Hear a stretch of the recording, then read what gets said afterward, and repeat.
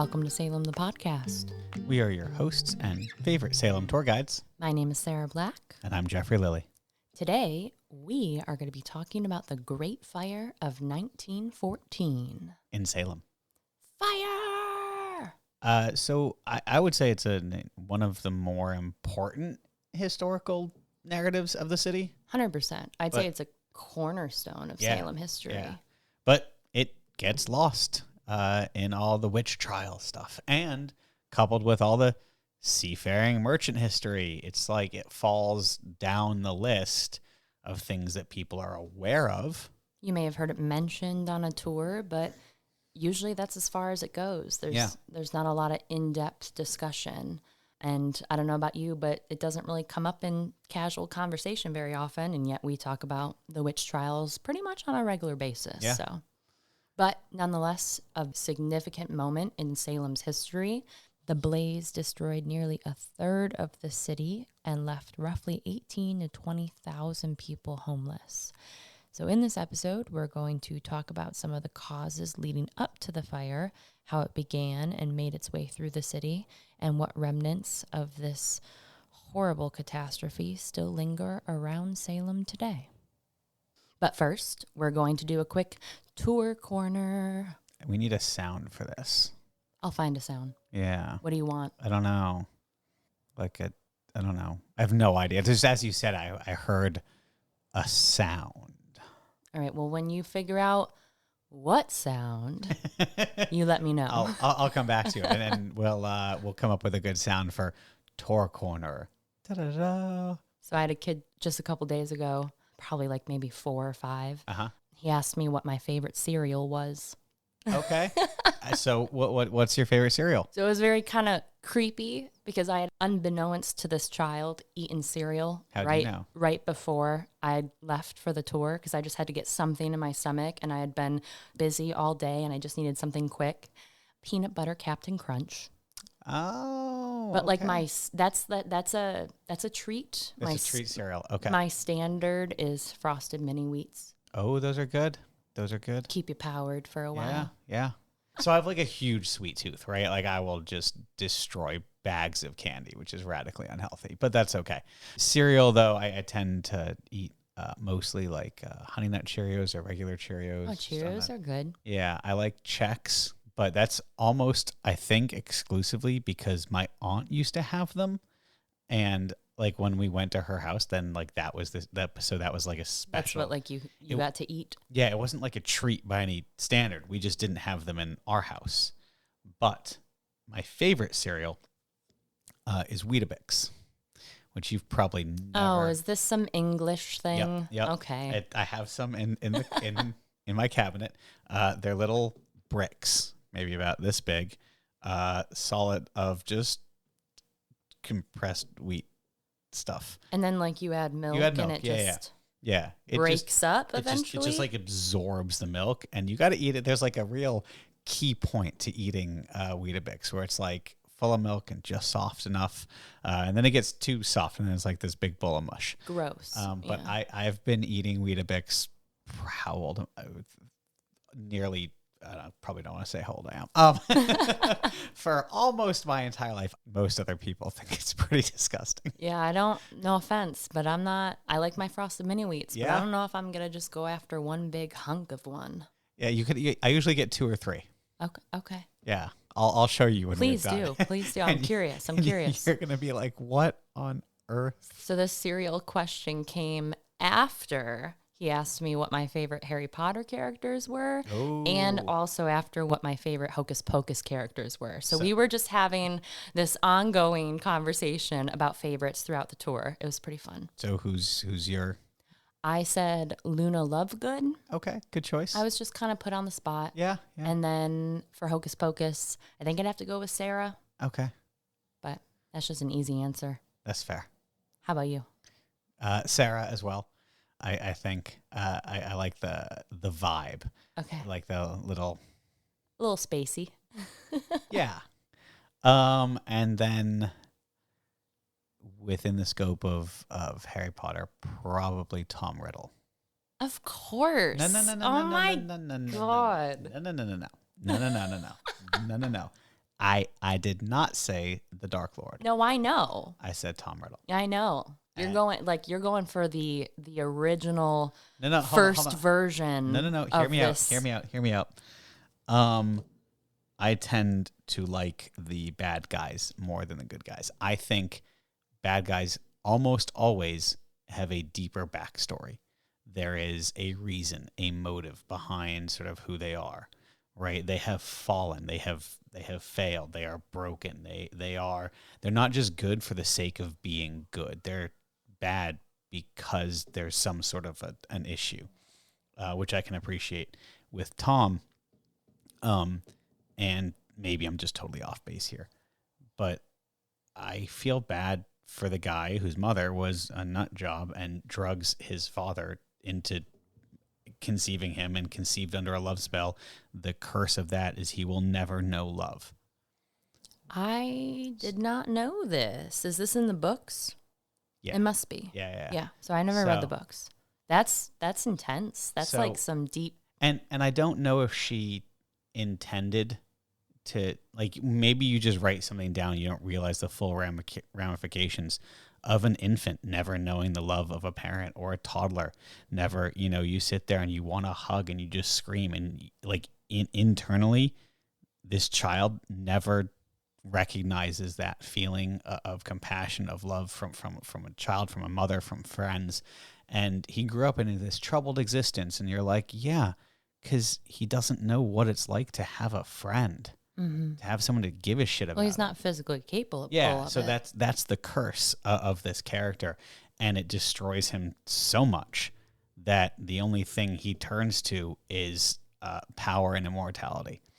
And I feel that speaks to like a failing of so many people, and like how important just loving other people is. So. Okay. That is why he is my favorite character. I don't even know what to say to that. You're like, I didn't realize there was a can of worms there. Well, I think you can make a can of worms into whatever you want to make it into, and I'm not saying that you're wrong or anything, but I wonder if, J.K. Rowling just kind of had to add in this nice, sad backstory to how do you explain someone that is so evil and so terrible? You have to give a reason. And I'm not convinced that she knew the weight of the curse that she had put upon him. I'm not convinced she had genuinely thought that through when she wrote those words down. I don't want to give her that credit. Deep. That was a lot. That was more than I signed up for. Yeah. I wonder what that little boy would have said if I said Tom Riddle or Voldemort. Right. So I also had another interaction on tour that pertains to today's topic, but I think I'm going to save it for later on towards the end. But this is Tour Corner. I know. Sarah, but it's directly related to the fire. But we don't have a sound yet. But we had a notional sound. We had a discussion about a sound introducing You'll just have to wait. She's doing this to you. It's not me. It's not my decision. I've had to pick and choose what I want to tell Jeffrey casually, because some of it I want to hold on to and get his genuine reaction on the podcast. Ruining our friendship. Kind of, yeah. We don't even hang out for fun anymore. We're always just working. I know. We need to go get social drinks and not talk about this. We love you, but we have friend time. Yeah, whoever said running a podcast would be easy. Yeah. We are no longer just drinking outside All Souls talking about this shit. We're sitting in my living room with recording and notes and paper and laptops. It's not nearly as fun. That's a lie. This is a lot of fun. This is fun. We don't drink as much anymore. That's probably a good thing. We used to drink a lot in the beginning. To loosen up the nerves. Yeah, we're much more comfortable with this now. At first, we'd be like, okay, let's crack some. I have bottles of wine that we But we are far beyond that. Yeah. So let's dig into today's topic. Okay. Do you want to get wine, though? We can pause. Kind of, yeah. You brought it up. We're talking about a sad story today. We should drink. One quick thing, but before we begin, tour stuff, I had some people from Michigan on my tour. Oh, that's fun. And I was like, oh, where? And I was like, you know what? I'm sorry, but it doesn't really matter. And I wasn't like trying to be rude, What? but they could have, I wouldn't have known, right? Oh, okay. Yeah, So yeah. I was like, but I co-host a podcast. My co-host, you, is from Michigan. And she goes, oh, here. She's like, she holds up her hand and she goes, from here. She's looks like about Flint or so. I'm not sure, but I guess that's clearly a thing you do. Yes, we hold up our palms and we show where we live because the hand makes a Michigan. It's a mitten. Okay. And then you can also take your other one and make the Upper Peninsula as well. What's the upper peninsula? Michigan has two pieces. Yeah. Okay. So so that's where they were from. Very cool. I love getting Michiganders. Yeah. I love getting anyone from the Midwest. I had a couple people from Iowa the other day, and it's a little taste of home. I feel that. I probably I do the same thing when I have English people on my tour. Mm-hmm. All right, are we ready for fire? We got wine. The Great Salem Fire of 1914 is, as we said, one of Salem's cornerstone events. They call it typically The Great Conflagration. conflagration. Am I saying that right? I believe so. I did the Google and the pronunciation, and I was like, oh, okay. That's easier to say than I thought it was, but I'm still probably going to screw it up. Conflagration. I think it's basically just a very large fire. Very commonly used term during this time because this wasn't a new thing. Industrial fires had burned multiple cities at this point. So when we talk about like this great fire, we tend to think of it, or any other great industrial fires of this country, as like a historic thing. And it is, obviously. It happened back whenever. But fires are still happening today. We can turn on the news most times of the year, and the significant brush fires and issues in the West Coast just a few years ago, or every year you see Napa and these sorts of places suffering droughts and wildfires. My brother and now my sister-in-law had to be evacuated just after the quarantine time. Gosh, we even had the smoke making its way all the way over to the East Coast. Right. So I can't even imagine what it was like living in California during that time. Like, oh, guys, the sky is hazy because there's a fire 3,000 miles away. That's on whole towns gone. People lost everything. And we're going to talk about the fire today that's very similar to that. The scale, obviously smaller, but the loss is just as great. And we look at these things and we know how important firefighters are to our community. My brother's a firefighter. He's probably listening. So shout out to you, Tim. Thank you to you and all those people. Yay, Tim. And even here in Salem, we still have these issues. Just a couple weeks ago, I'd say about a month ago at this point, we had a fire breakout over on Hancock Street, which is located just off of Lafayette, and which we will learn in this episode was completely devastated by the 1914 fire. But this fire, it took one house completely. They had to demolish it the next day. It spread to two other homes, damaged them significantly, and then a third as well. So the conditions, which we'll find out, were very similar. It was a dry, hot, windy day. And even with today's advancements in firefighting equipment, multiple cities had to be called to help. And it took several hours to put the flames out. Yeah. And we still lost buildings. So just imagine what it was like back then. No one was hurt. No one was hurt. So that's a small silver lining. Wherever you are, whether you're on the West Coast and have significant brush fires, or if you're just here and you're like, oh, well, I live in Massachusetts and whatever, like, hey, be careful. Blow out your candles. Put out your cigarette butts. So this episode is dropping on June 21st, and we chose that date specifically because the fire started on June 25th, 108 years ago. It started at a leather factory located right on Boston Street in Salem's manufacturing district, and it would go on to destroy over 1,300 buildings, consume over 250 acres. 3 people lost their lives, and almost 20,000 were made homeless. And 10,000 people would also lose their jobs because a lot of the... So yeah, it wasn't just residential. Right. As you said, it starts in this commercial area. Commercial area. So many people are working down at the leather factories and the mill works and whatnot. So those buildings get destroyed, and now not only are they homeless, they are jobless as well. Yeah, can you imagine losing not only everything that you own pretty much, but then also not having a job to go back to and then start rebuilding? It's just absolutely devastating. Lives devastated. So this is the last great fire of sort of the Industrial Revolution era, so 1914. But you've probably heard of some other great fires. Yeah, let's put this into the context of other fires that would have been happening up until this point. Portland, Maine, which if Just you around are, the corner. I was going to say if you're in the New England area, it's about 2 hours north of Salem. I'd say similar in size probably at that point. Yeah. A fire will break out on July 4th. Approximately 1,800 buildings were lost, and about 10,000 people were made homeless. So comparatively, that's more buildings, almost 500 more buildings. However, it's only about half the amount of homeless or people left homeless. So that gives you a sense of how, not congested, but just to the degree at which people were living in close quarters here in town.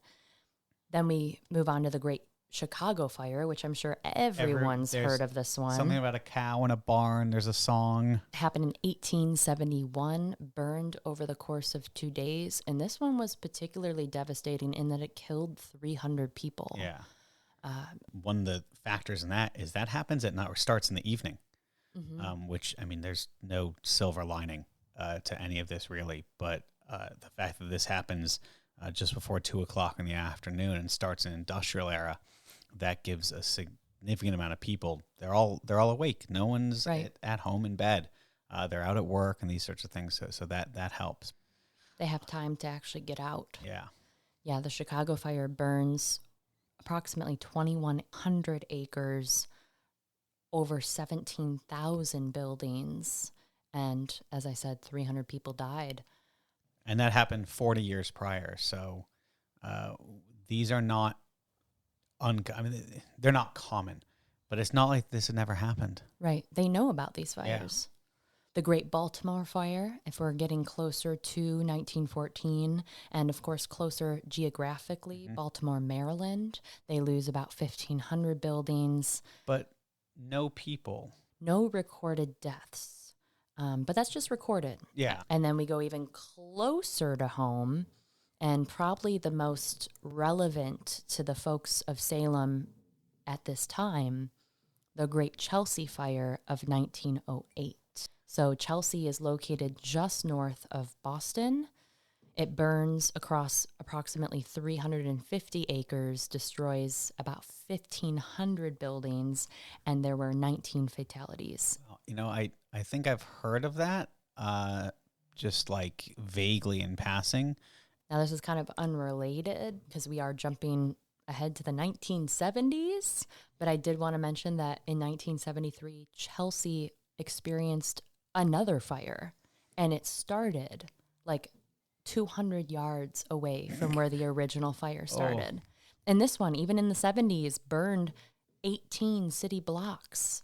I didn't know that was like a thing. I had no idea. So that was pretty crazy to learn about. It's amazing. Or the coincidence is amazing. Mm-hmm. Not the fire. So I think this is the closest we can really get to a Salem comparison, especially because it was so close to home, something that they would have had, just in their general knowledge base. So we have a history of industrial fires in this country. And there was some writing on the wall in Salem. They knew the dangers of these fires. Salem had been growing during the Industrial Revolution. We had, in 1914, about 10,000 people more than we'd had just 10 years before. So this is putting strains and pressure on the community as a whole, our water mains, our ability just to, infrastructure in the city. And we have people who are coming to the table, like literally politically, like, city councilors, members of the community who are saying we are at risk of this damage. We need to fix water mains. We need to fix structural integrity. And a lot of it was just ignored. Unfortunately, you're right. Several folks will raise alarm bells and even propose practical solutions, but these red flags will be dismissed. So let's kind of put ourselves in 1914, which city? So at this point in history, our main economic sustenance is not tourism. It was manufacturing. They're producing cotton goods like textiles, leather, shoes, lots of shoes. Like Lowell and Lawrence and many of these other New England towns. We have these big factories, millworks, and that's where we're going. Yeah, they're still producing lumber here like they were 200 years prior. The population is sitting at around 48,000. Which is actually more than the population today. Per the last census, we're sitting at about 44,000. So there's about 4,000 or 5,000 more people in the city then than there are today. So, a lot of, if you want to talk about overcrowding and, housing issues, there's going to get over 5,000 more people when the Great Salem Fire happens. And of course, these households are much larger in number than we see today. But that also goes to show just how much of an economic hit this is to Salem, how much the population decreases after the fire. And it takes a long time to build back up. So that 48,000 was kind of relatively new. Yeah, Salem had just seen a major influx of European immigrants. So it's about 10,000 more than it had been 10 years ago, which is huge. Very similar to other cities during this time. Off the boat, right? That sort of narrative. And very much like Boston, Salem had its different neighborhoods, right? Yep. So we've got a Polish neighborhood, Italian, Irish, a lot of French Canadians here as well. That's why they listen to the podcast. The Canadians love us. Yeah. We're number 15 on their travel charts. Maybe not when they hear this, but we were once. Yeah. But yeah, a lot of these immigrants had come seeking out a chance to build a better life for themselves. With all this industrial work. They were working in those mills, the tanneries. And unfortunately, these are the individuals that are most affected by the fire because many of them are living in the more cramped neighborhoods. We'll talk a little bit about that more as we go along. So what led up to that day? Like a lot. And again, when we talk about the trials, we tend to say like history doesn't happen in a bubble. So we have this history of these industrial fires in the city. We look at Salem as budding in industrial city we have our mills and leather and tanneries. And there were people who looked at the situation and said, this could go wrong. This could be dangerous.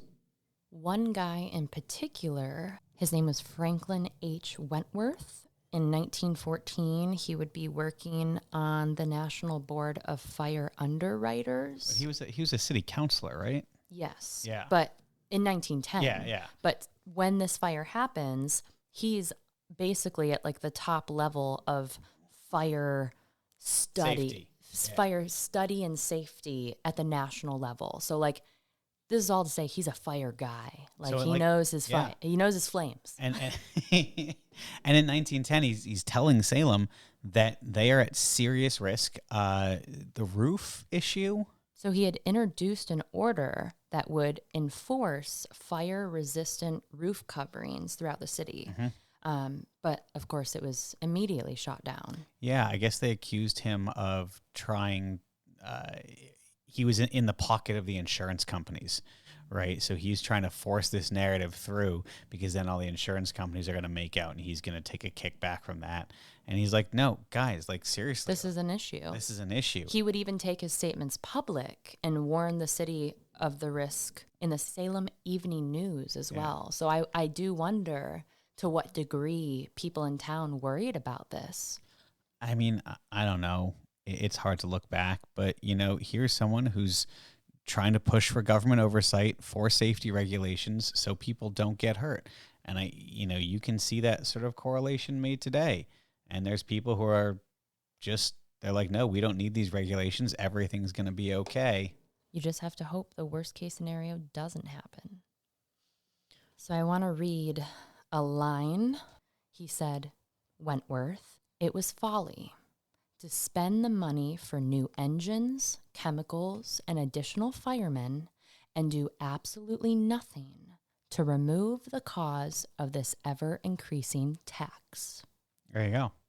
So they're dumping all the money into, more firefighters and more engines, but not infrastructure. Now I'm reading that right from The Salem Fire by Arthur B. Jones. Which has been like a fantastic resource. It's literally on the cover, originally published in 1914. Yeah, So. It was funny. When we were prepping for the episode, Jeffrey pulls out this book, and I look at the publishing date, and it says 1914. I was like, wait a minute. The fire happened in 1914. This was published.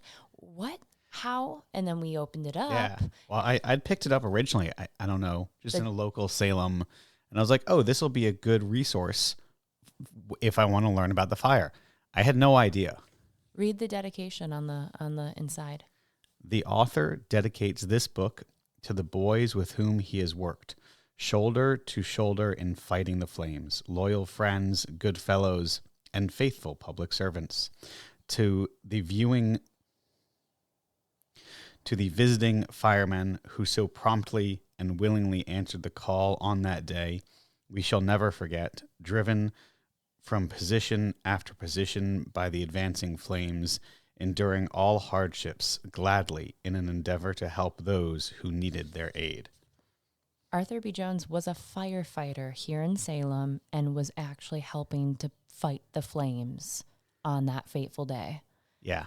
And of course, given that stance, he is very harsh when he describes the warnings that were presented before this all takes place. So it's a phenomenal resource, as we said. Right. I historically speaking, it's like as good as you get. Oh, yeah. This is what we would call a primary source document. Yeah. Something that's written right around that time from someone that actually experienced the event. Mm-hmm. It's phenomenal. I'm sure you can pick it up anywhere downtown. Maybe not anywhere, but definitely in places. And it's red too, which is like, I don't know. Boom. Yeah. Right there.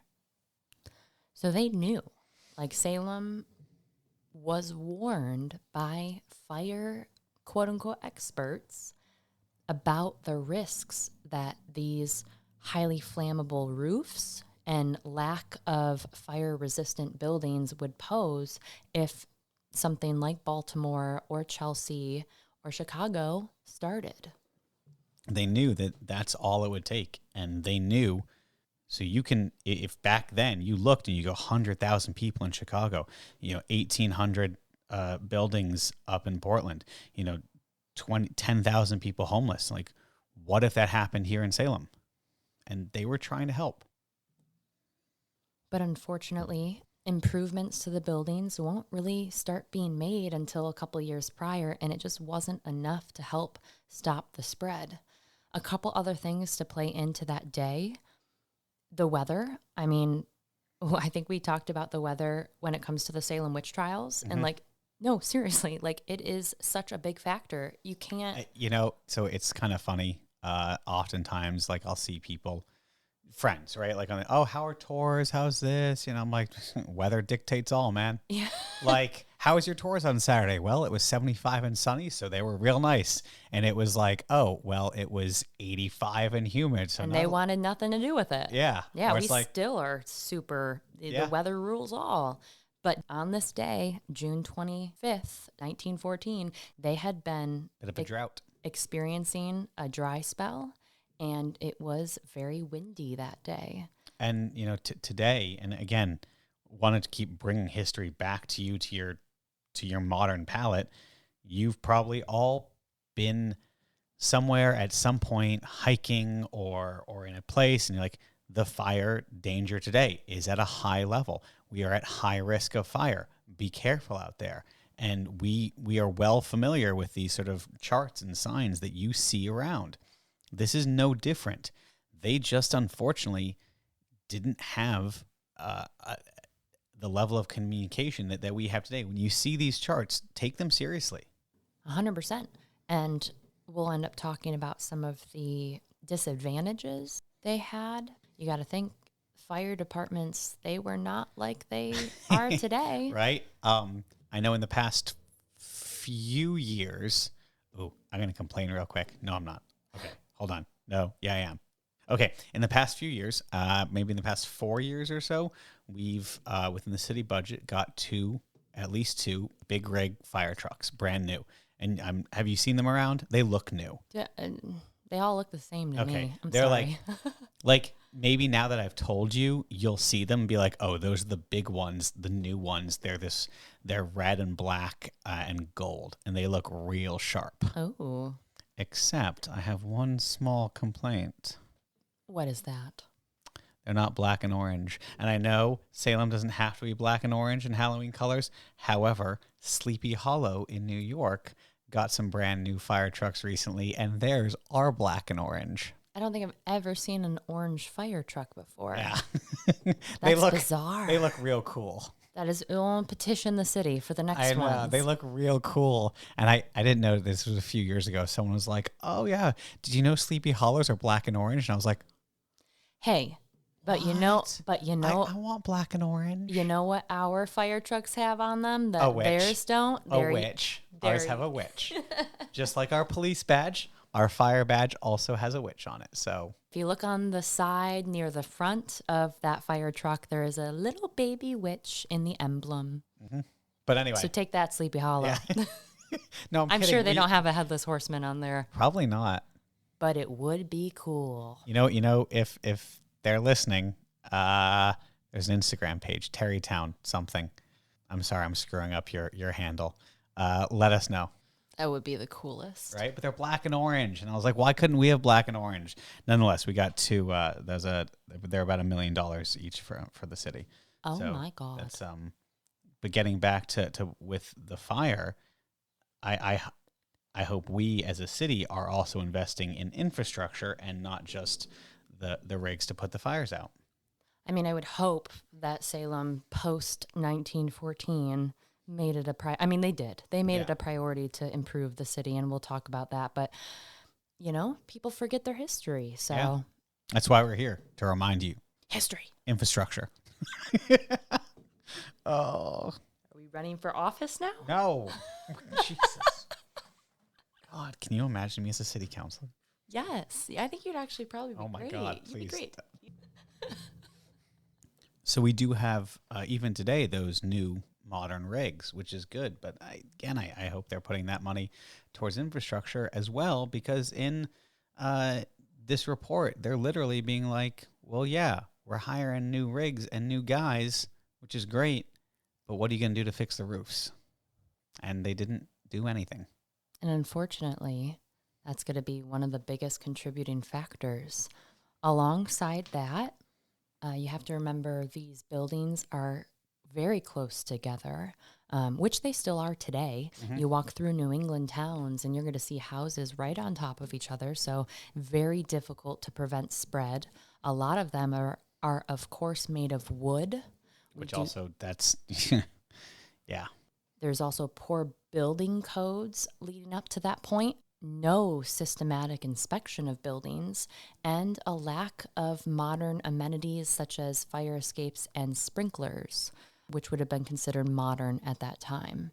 And my personal favorite, narrow and crooked streets, which if you've driven out here, you know that nothing's really changed. No. They do end up widening them after the fact, at least some of them. But for the most part, you still see these tight quarters, these very slim streets, buildings on top of each other. These are all going to play into why this fire rages the way it does so much damage. So do we want to roll through sort of a little bit of a timeline of the day? Absolutely.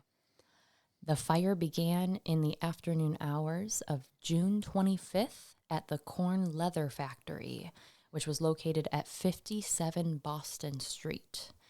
So if you're a local, you know that that's right about where Walgreens sits today. Mm-hmm.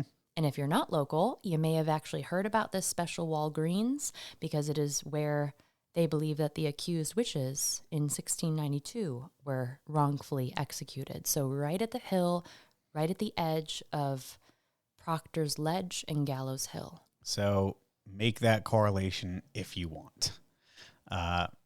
However, this is just at the end of the North River. It's our industrial park.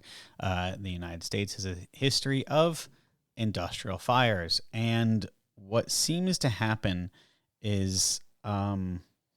So I like to when I get questioned about this, like, well, what happened? How'd the fire start? And like, oh, it was a fire industrial factory. Remember in high school when your science teacher was like, these rags go in this bin, these rags go in that bin, and you're all like, oh, I'm 16, sure, fine. There's a reason for that. This is the reason for that. Unfortunately, there was a tremendous amount of flammable material here, chemicals. I mean, we're starting in a factory, a tannery. A tannery. The chemicals that are used to treat that leather, we've got alcohol, acetone, Amalicite.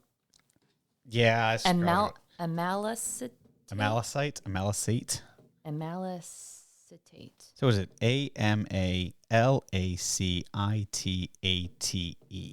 We're not chemical experts. No, we are not. Now, this building also housed large quantities of celluloid, which at first I thought was like a fat, but it's the same type of like plastic used in film, like the old film reels. And I don't know if you know this, but it's extremely flammable. Oh yeah, no. Yeah. No, I've heard all. So Inglourious Bastards. yeah, but Yeah. also like it was a huge problem. So they're missing. You brought up Doctor Who a little while ago.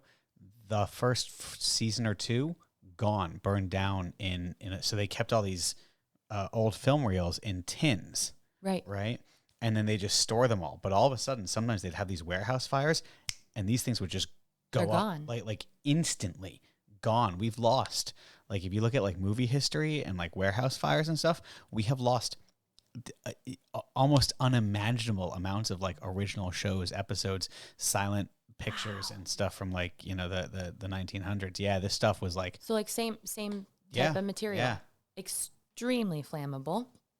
And alongside that was a bunch of sheepskins, which, I mean, obviously we all know that that's going to be it's going to catch fire very quickly. Oh, yeah, we all know how flammable sheepskin is. Are you making a joke? Yes. It's fur. It's hair. I know. But so what's sort of, and again, it's these little pieces of a larger puzzle, right? So we have this these chemicals that are stored or utilized inappropriately. Some of them catch fire. They happen to get into a big fire, and then they happen to hit the celluloid. There's a big explosion, and it all just goes downhill from there. The fire then traveled up the elevator shaft to the third floor, where it found yet more flammable chemicals. Mm-hmm. And the first fire alarm will sound at 1:37 p.m., and it was soon followed by a second general alarm 4 minutes later. So back then, they didn't have 911 yet. So how do we... They used something called box alarms. And honestly, it's very similar to what we see today in buildings. Like you got the little fire alarm that's attached to the wall. You pull the little lever and it alerts the fire department that there has been a fire at this location. So it's literally a fire alarm. Yeah. I don't want to go too far into the development, but just so you have a sense of like how it worked and how they were moving throughout the city and how they were responding to the fire as it moved. So they would have these fire alarms, these fire boxes stationed at various points throughout the city. Each one had a number, and each one was specific to that location. So what would happen is if you had a fire, someone goes and pulls that lever or activates it, however it's activated, It would then transmit a pulse back to the station. So all these boxes were connected to the main fire station through a system of low voltage wiring, which had been put in place, probably years before. It's either running above their heads with the rest of the telephone poles or it's running underneath the buildings. Either way, when that lever is pulled, it transmits that unique frequency back to the Salem fire station, and then they are able to then respond to whatever box that was that just alerted them. So that's the system that we're working with here in 1914. So that's really cool. Right? So I'm sitting here listening to you explain this, and I think we often underestimate the marvels of previous technology, right? Absolutely. Like cool. I can get on my phone. I can FaceTime someone in Europe and Dropbox pictures and videos, and I can stream the internet, and that's all cool. And I kind of get that. But I can also use 911. Boom, done. They'll be here. Digital, cell, technology, hit the fire alarm. Cool. But that level of sophistication where they had planned all these different boxes laid out across the city, all these different tones in case the issue. So you would hit the box, they would know the location, they would know the tone, and being able to respond accordingly, I think takes like way more. Well, it's innovation. Yeah. Right? Yeah. Like Industry I said, and innovation. I didn't want to go too far into the development, but I believe the first patent is released in 1848 or 1858, somewhere around For there. these sorts of things. Yeah. So it's been developing for quite a bit of time. They've got the system down, but you're right. I mean, I think a lot of us don't understand just how much technology they did have access to. Yeah. And creative technology. Indeed. Now, for folks looking to study how this fire moved and what happened on that day, these alarm logs are incredibly useful. Mm-hmm. As I mentioned, we have that alarm at 1:37 for a fire, and then we get the general alarm, which from what I understood, it seemed more of just like a general, like call the police, call everyone, all hands on deck. We get another one pulled at 1:52, 1:56, box 515 at 2:17. A military call goes out at 2:31, 515 again at 2:41, 53 at 3:06, 514 at 3:14, 513 at 3:27, and this is just going to keep going all the way until June 26th, the next morning at 12:21 a.m. when the final box is pulled. So using those, I know I just spat out a bunch of numbers, but you can map out the boxes and see how this fire traveled. So they called for help, and help came. Thank goodness. We say the Great Fire of Salem, but there was a significant amount of other firefighters who responded to this call in true fashion, just like they do today. And I'm going to list all the cities here in a second. But I just want to mention Beverly real quick. So we have Salem that goes off at 1:37. Beverly receives a call at 1:50. And they are here by 2:05. That blew my mind. I'm not sure today in my car I could get there that quick. So that's impressive. And there's a number of other cities that respond just as quickly. But the cities that we send a call to, 21 in total, they all respond. And if you are from the Massachusetts area, you're going to recognize what I'm going to talk about here. If you're not from the Massachusetts area, I apologize. So we have Peabody, Beverly, Marblehead, Lynn, Swampscott, Boston, Chelsea, Wakefield, Danvers, Reading, Stoneham, Newburyport, Revere, Lawrence, Malden, Gloucester, Manchester by the Sea, Medford, Hingham, Somerville, and Winchester all come to Salem's aid. 21 different communities came to Salem almost immediately, as soon as they were called upon. Incredible. After the fire starts, it quickly engulfs the factories that surrounded Korn Leather. It then moves up Boston Street.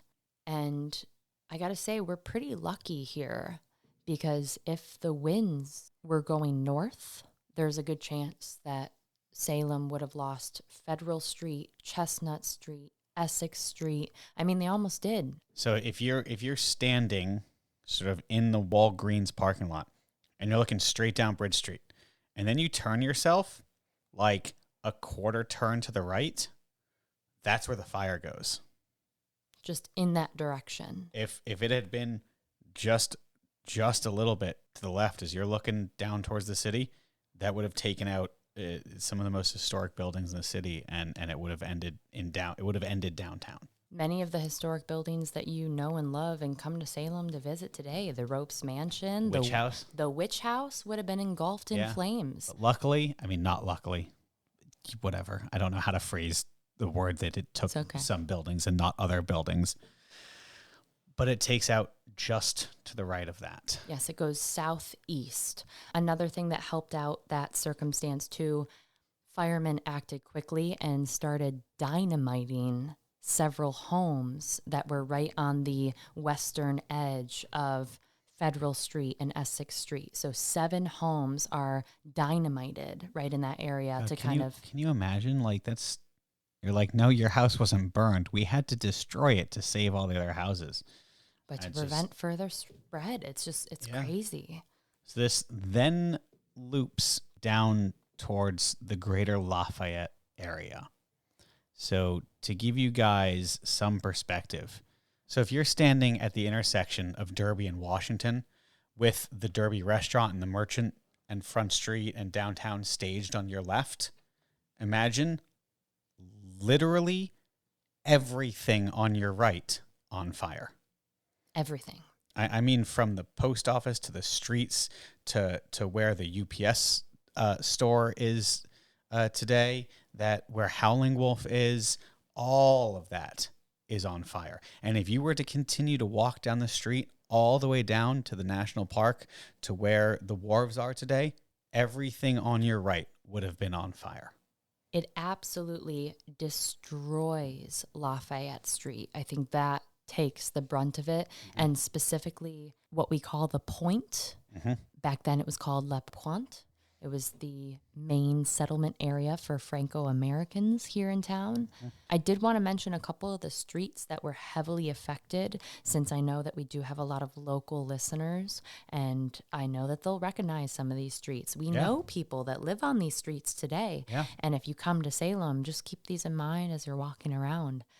Fowler Street, North Pine, part of Highland Avenue, Leach Street, Phelps, Hathorne, Winthrop, Orange Square, Endicott, Margin, Downing, Prescott, Gardner, Cabot, Hancock, Roslyn, Canal, and Hazel Street. So just for a little bit of clarification purpose, was when she's talking about these streets, every house on the street burned to the ground. Gone. No walls. Just gone. So many of you have probably walked up Lafayette, sort of from, if you start on Central Street and you walk through lights, you have the Engine House Pizza, Howling Wolf on your right, and you continue to walk all the way up Lafayette to Willow Ave. Maybe you want to go see Max Dennison's house. Many of you have probably walked or driven that. You may have noticed, and if you haven't noticed before, take a look next time, just past Christina's Pizza on the left, you'll start to see some older looking houses. That's because this is where they stopped the fire. We've got that distinct change in the modern buildings that came. It's right on Leach, pretty much. After the flames to what actually survived. So you have all those, they look sort of oldish. I mean, brick buildings, apartment buildings, fine. But once you start to see those old building houses, you know you've gotten to a place that the Salem fire didn't get to. Might I also just interject? We are sitting in and recording in one of those very buildings that escaped the flames. We're about a block away. We're a block away, and we'll share a map of the fire's destruction in our show notes and on all the social medias. But both Jeffrey and I were looking at this map and like trying to find our houses where we were at, and both of us are just shy of that fire line. Yeah, so you're just safe in the McIntyre, and I'm just safe in the Lafayette. It's just such an incredible feeling to be reading about this significant moment in Salem's history. And I know we have this privilege, and I'm sorry for the folks that wish they had this, but just to be able to stand in a space where we could have seen the fire, like we could have been in if we were to go back 108 years ago and we're in this very spot, we could see the flames blazing. It's eerie, unsettling. Right? It's one of those things that just you need to, I don't know. I know that I don't fully comprehend what that, right? Like I look at that narrative, I'm like, I'm looking at something that I know I can't understand. No, we could never understand what living through an industrial fire was like. Absolutely not. So as it's making its way up Lafayette Street, it ends up engulfing the orphan asylum here in Salem. Just an interesting moment to note. Yeah. That they were able to save all of those children. So I think it was 25 nuns, right? Mm-hmm. Save 100 children. And aged women. Yeah. They got them out right before the fire took hold. Which is like one of these things that I don't even know. Like, it doesn't even seem real when you're like, a bunch of nuns saved 100 children and aged women from a blaze. You're like, that's just made up, right? Like when I say that, like who nuns saving orphan children from a fire? Like that's like in a story I read somewhere, but that's literally exactly what happened. What happened? So as we said, it makes its way to New Derby Street and onto the wharves, in fact, where it finds thousands of tons of coal. And those coal mounds would still be burning 3 weeks later. Barbecue? Now that was in poor taste. Okay. It's coal. It's like what you put on a barbecue. Yes. I'm not, yeah. Sorry, I just had to... You've said it to me so many times today. But this is really where firefighters are able to get control of it. It's not going to take the customs house. It's not going to take the Derby house. The Derby house, right? Uh-huh. The first brick house in the city. And actually, it's not going to take Derby Wharf either. No, they have a set of sprinklers. Some type of mechanism that they were able to... Yeah. We are into the late hours of that day, the 25th. It is dark out. The fire has spread pretty much to a third of the city at this point. At Lane's Wharf, next to Derby Wharf, there's a nice big 3-story brick building right there. So it kind of gives them a little bit of an advantage. Mm-hmm. And then same thing on Central Street. Yeah. So right at Central and Lafayette. So many of you, if you come recently, you've probably seen the new big smoke shop right there. And for those of you who remember, that's the Salem Laundry. So if you were to walk past their doors just on the ground, you could see still in the ground is that brass logo that says the Salem Laundry.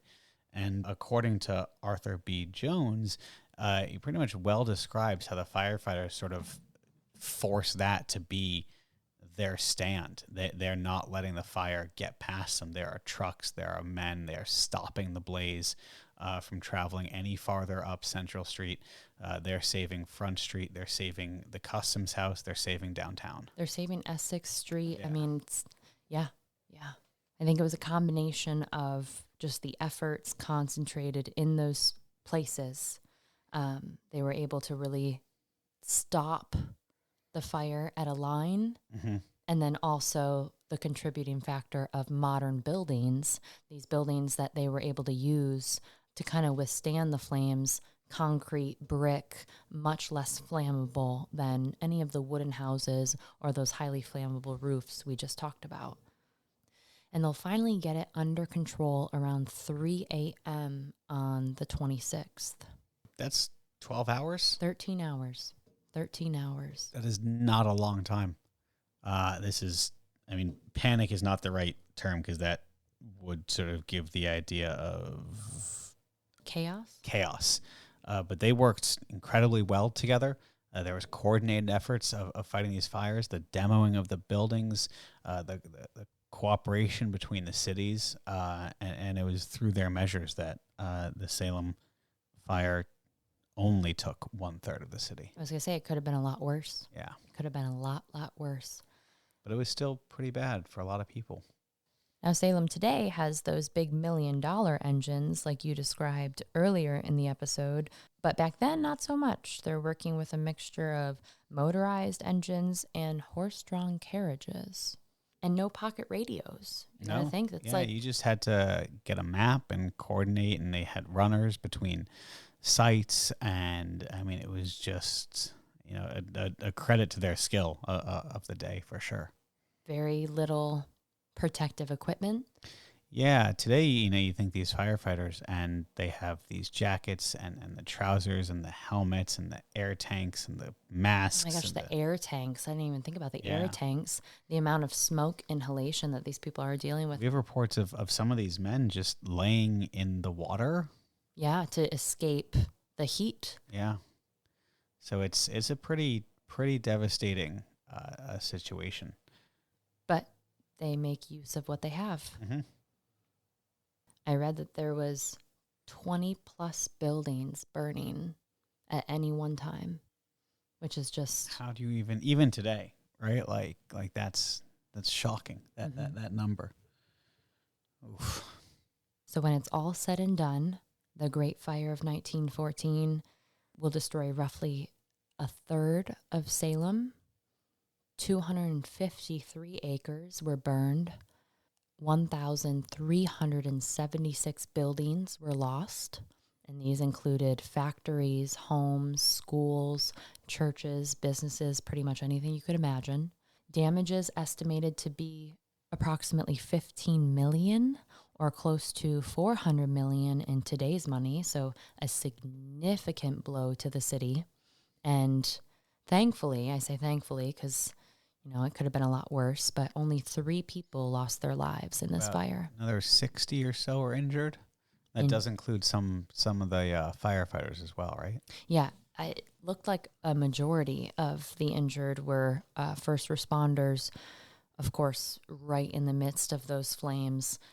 Once again, credit to good people. But yes, 3 people died. A Samuel M. Withy and Joseph J. Pickering, both of them unfortunately perished inside their homes. And a James Hossman, his body was found on Salem Street. So whether that was smoke or flames, a couple other people were reported to have suffered just from the strain of escaping, of trying to get their stuff out, just like the toll that this raging fire took on their well-being. I mean, yeah. So in the book from Arthur B. Jones, they list several accounts of people trying to reclaim in some way, shape, or form some of their stuff, either in the beginning when their houses weren't totally on fire or whatever else. And like reading it, some of it's like, and we'll go through this in just a second, but it's like I'm reading trauma as I see it. And you're like, maybe the best example, guy runs back into his house, it's ablaze, he comes out with nothing but a watermelon. Poor guy. Like out of... Well, what do? You run in, you can't. What headspace do you have to be in to leave every picture, every valuable, every piece of clothing, every inherit, and you leave with a watermelon? I can't imagine the strain he must have been under to act in that fashion. Maybe he just couldn't see. He just couldn't see. He didn't know. Couldn't comprehend what was going on inside that house. He just grabbed for something and ran. We have a report of a woman leaving with nothing but a broom and a duster. One woman was found, all she'd managed to take was a glass of water. There's an interesting, funny story with the hat boxes. Oh, yeah. Please tell us about the hat boxes. So I guess a gentleman and his wife had escaped, and she'd grabbed 2 hat boxes, and one of them had some of his better clothes in them, and one of them had 2 kittens. And he opted to save his clothes and chucked the kittens off a boat. And once he's in a safe space, he opens up the hat box to realize that he'd saved the kittens. Hell Nonetheless, yes. so sorry, sir, you'll need a new suit, but hopefully those cats kept you company. We have I'm glad he saved the cats. right. You're like, come on. But yeah, we have these reports. I find one of a woman who ran back into her house and left with a pillow and an oil can. I don't know what I would save if I had just minutes in my house. I have a lot of treasures. But I can't imagine it would be a broom and a dustpan or a pillow and an oil can or a glass of water. Or a watermelon. And I can only attempt to understand how terrifying that must have been to have that be your reaction. So remember when I said that I had an encounter on tour with someone that was related to the fire? Yeah. All right. Well, here's where it Okay. comes in. Hit me. So I actually had a gentleman on tour whose father was living in Salem when the fire happened. So his He father must have been young.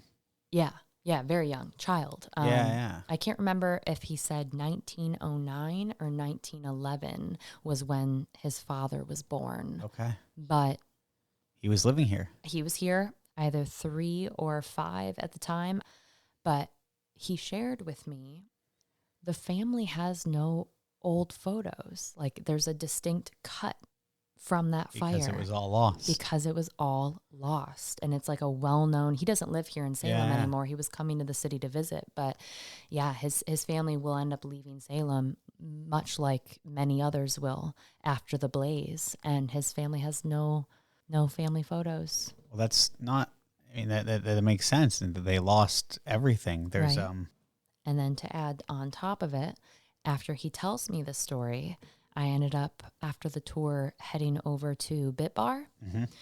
I had been informed that some of my old Salem Beer Works regulars had shown up and made an appearance. If you've been to Salem, like back in the day, the Bit Bar that is today was once Salem Beer Works. I used to work there. So the old Bit Bar was where the jail was. The new Bit Bar would have been destroyed in the fire.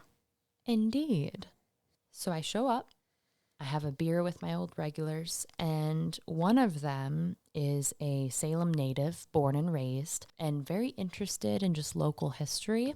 And I told him about my encounter with my tour participant and that he had familial connections to people who had survived the fire. And he says, "Oh, my great aunt was in that too."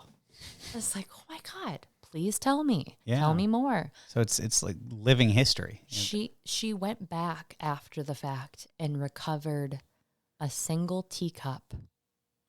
And it was burnt, it was charred, but she grabbed it. That's all she had left.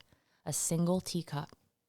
And it's hard to sort of really understand what that must have been like and how that narrative plays out. But there's all these horrific, and you literally met someone who knows someone in that. And there was an incident in the book here that stuck out to me as maybe one of the worst or one of the best examples of really how tragic this situation was. And I'm going to try and read it here. And excuse me if my voice is shaking. It's sad. So you've been warned. Alone in the world with a tin bathtub, 2 chairs, a lamp, and a little table are John Long, age 65, and his wife, age 60. They sat quite alone on Salem Common that morning, waiting for daybreak. They had no money. The couple lived simply, and the husband said, "Well, I'll have to begin all over again. It's hard when you're 65. The two lived at 46 Peabody Street, a street which in the morning showed not a single wall standing, meaning every building had been burned to the ground. When the fire was at its height, Long was assisting others to fight the fire in Lafayette Street. So just to tack onto that, he's 65 and going to fight the fire in his neighborhood. He heard somebody say, "Peabody Street is going." He ran back to his house, found it in flames. He got upstairs somehow and found his wife sitting helpless in the kitchen. He carried her out in his arms through a doorway that was already ablaze and a door that was already burnt. Two young men had brought out the tin tub, the two chairs, and the lamp and the little table from the house. And with their own hands, the elderly couple took their belongings out to the common and sat down.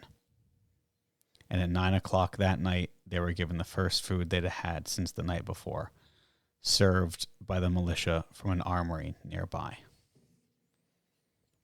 We talk about these big historical events, and I think oftentimes the personal experience of people, each individual person gets lost because it's so easy to just talk numbers and 65, I have no money. I have to start over, sitting on the Salem Common with a chair and a bathtub.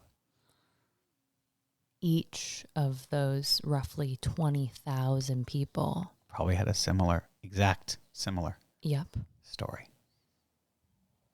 So you mentioned the Salem Common and them bringing their belongings to that location and the armory as well. So maybe we should talk a little bit about how the city dealt with the aftermath. So we have spring up that, I guess that very night, the night of the 25th, because while the fire might be raging, there's people whose home where do they go? So we have what are sort of called tent cities that are raised.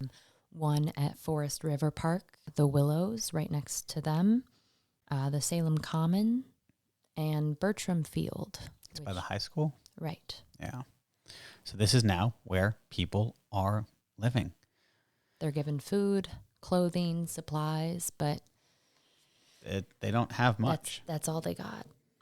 So thankfully the militia comes in, so the National Guard, as it were, to help feed, clothe, supply these people. So they're running these tent cities, making sure everyone is fed, helping families find each other. There's actually a small child area where orphan children are, or where parents can come and look for their children. And I guess we actually also have 3 children who are born in these tent cities because the resources for the home or the hospital just didn't exist. If you're walking through modern day Salem and you're on Essex Street, you will see right across from the Peabody Essex Museum a park called Armory Park. And you'll see the National Parks Visitor Center inside that building that sits just adjacent to it. So that used to be the Salem Armory. And when the militia is called in, they'll come in and establish a bit of a base camp there for relief efforts. So another modern tie-in if you're walking through the city. And just within a few days, these refugees are living in these places. 4 days later, there's 400 tents and 1,500 people at Forest River Park. And these numbers grow and fluctuate. The militia bring them food and medical care. But at the end of it all, they're still homeless and jobless. Might I say one interesting thing to note is the amount of tourists, and I hate to even call them that word, but I guess that's what they were, that came to visit. Oh, people just came to look. Yeah, that came to visit the city after the fact. Millions? 1 million. 1 million. Estimated to be 1 million people came to the city. So I like to crack this joke, especially I made it during the pandemic, really.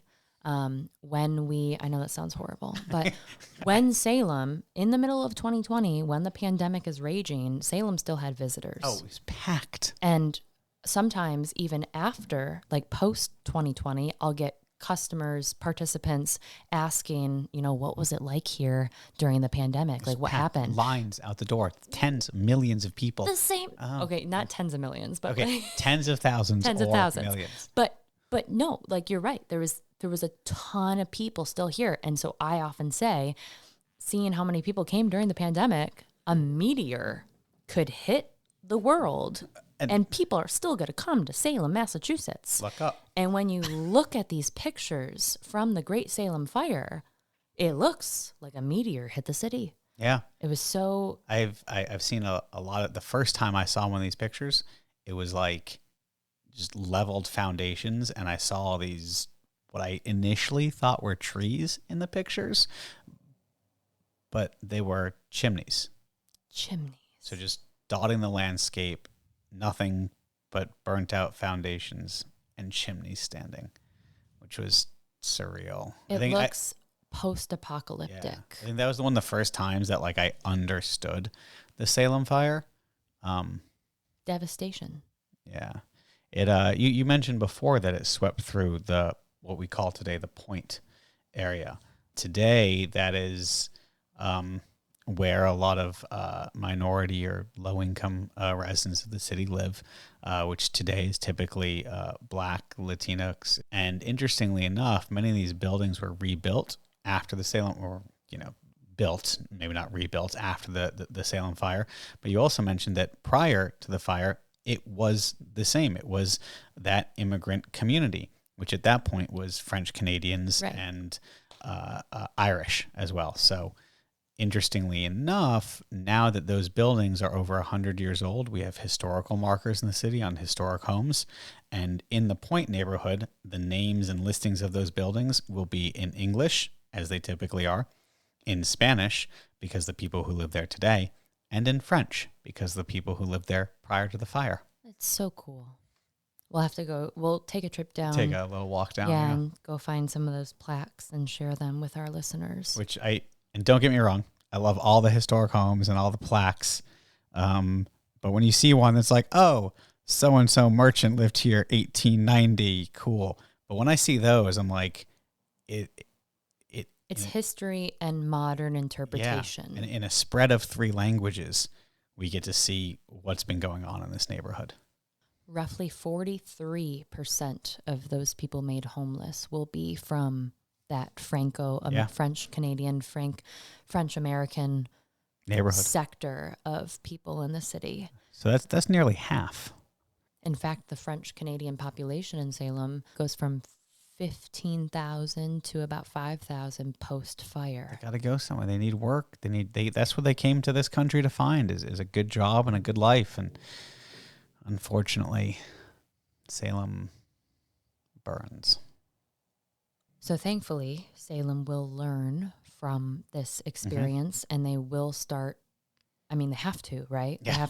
They have to rebuild. So they will start incorporating more modern advancements into their construction. So new building codes are implemented, streets are widened, although not all of them, and hundreds of shade trees are planted in hopes that something like this will not happen again. And so far, so good. I probably shouldn't say that. I don't know why you just said that. I don't know why I said that. You can just clip that right out. I'm going to leave it in. No, fuck off. Can't leave that in. That's what I should do. Every time I screw up, I should just swear under my breath so you have to cut it out. I could just bleep you. Just bleep. So I have to say, all in all, I knew a bit about the Salem fire, but this really forced me to dig further into the research. And I think most folks just think about Giles Corey when they hear the Salem fire. Like that is really the only in people tend to have because it's tied to the trials, right? I mean, local legend. Yes, 100% local legend. Yeah. Like it's a ghost. Like who? What? So, within the scope of Giles Corey's narrative, Just to clarify, supposedly, Ooh. at some point during his pressing, he curses Salem to burn. So sorry. His child. Oh no, the ghost of Giles. And supposedly, the night before the Great Fire of Salem, his spirit, specter, his full body apparition was seen, etc., etc. And you know what? I'm not going to actually get into that too much. Are we gonna save it? Save it for our ghost story episode. We got ghost stories coming up. Spoiler alert. So why don't we save the story of Giles Corey? What? You just rhymed. Yeah. Why don't we save the story of Giles Corey until we talk about Salem and its haunted history? Fair. Okay. But no, you're right. That's where many people pull that narrative from. They've heard that he cursed the city and it did. And then burn. the Great Fire starts. Yeah. It is slightly disappointing to learn that it started at a tannery and not like, just mysteriously at the foothill of Gallows Hill. But yeah. History. Now, ghosts and legends aside, there is something tangible that people can go and see if they want to connect in the modern day to this catastrophe, which sounds weird, but we all know that history, like, you want to be in the spot that it happened, right? You want to touch the things that came from that moment in time. You want to be grounded. Right. So if you are local to the city and you don't already know, or if you are coming to Salem, you can actually pop over the North River Bridge. You hang a right and you will run into Furlong Park. And if the tide is down, go explore. So it's positioned right up alongside the old North River. Mm-hmm. And when the tide goes out, you can walk a significant ways into that waterway. Yeah. And that is where they dumped a lot of the Great Fire debris. Mm-hmm. And the factories as well. You can go out there, find teacups, plates, metal bits, I found heels of shoes. There's a leather tannery. You can go out there, get bits of shoes. Cool. It's so cool. Labels. I know people, not myself. I totally forgot about this. I know people who've gone out there with like metal detectors and found like jewelry, like gold and stuff. That's so cool. Yeah. I forgot about that. Honestly, all of it felt like treasure to me. Like I'm pulling out shards of glass and like porcelain and plates, but they were so cool. Yeah. So I think we'll put together a little exploring video where we talk about the treasures we pulled out of because we both went and did it, of course. The treasures that we pulled out of the old North River. But maybe we'll save that for Patreon. I'm sorry, did I just do that? Shh, spoilers. Oh God, Sarah, spoilers. Don't let the cats out of the bag. We have no cats. To be determined. It's okay. We'll see. You heard us. You heard us right. But that just about wraps it up for the Great Fire of Salem, 1914. If you're still interested in learning about the fire, a couple other resources to check out. Once again, The Salem Fire by Arthur B. Jones, written and published in 1914 by an actual Salem firefighter. An incredible account. You can head on over to the Peabody Essex Museum's website. They have a huge collection in the Phillips Library of photographs taken post-fire. So you can actually see like the chimneys that Jeffrey was referring to. Absolute desolation. And if you don't want to comb through the digital archives, there's a great piece written by Donna Seeger on the Streets of Salem blog, which includes several photographs of the aftermath. In particular, I appreciate the ones that have not just the fire, like she has fire blazing with people watching. Mm-hmm. Like you get some photographs of the damage, but then there's not also of the actual. Right. Like it burned for 13 hours. Like there are photos of people just watching the city burn. It's crazy. It's crazy. It is really crazy. There's just a couple basic resources if you're still interested. And those will be available in the show notes, as always. But for now, that's all we got. I think that's pretty much it. So that means, what do we got next week? We finally have another interview. Y'all have been waiting so patiently. Who is it? Oh, it's going to be a good one. Is it a secret? It's always a secret. What Is do it you spooky? mean? It's so spooky. So spooky. So spooky. I love secrets. Wait, no. I love spooky secrets.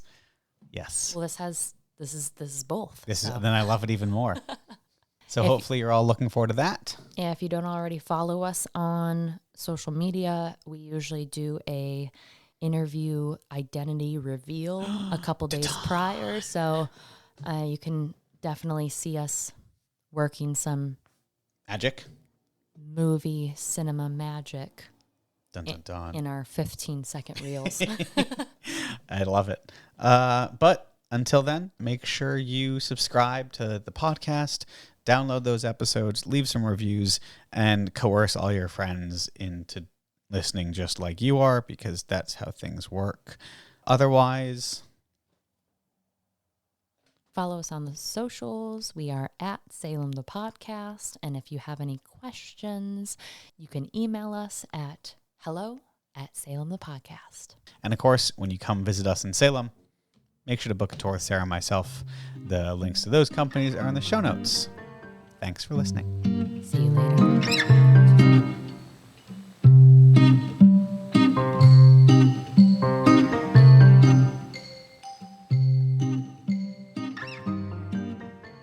So if you come to town and you're looking to do a little bit of treasure hunting. I don't know if I want to tell them. At all? What do you mean? Why? Because of how many people went out to the... Yeah. I think there's going to be a distinct difference to how many people put on rubber shoes and go out into the Old North River. Fine. And they have to get the timing right, too. Yeah. They're going to show up and be like, wait a minute. I think I could just dig here. Tide's up, you bastard. Bastard. You fucking bastard. Digging in the water.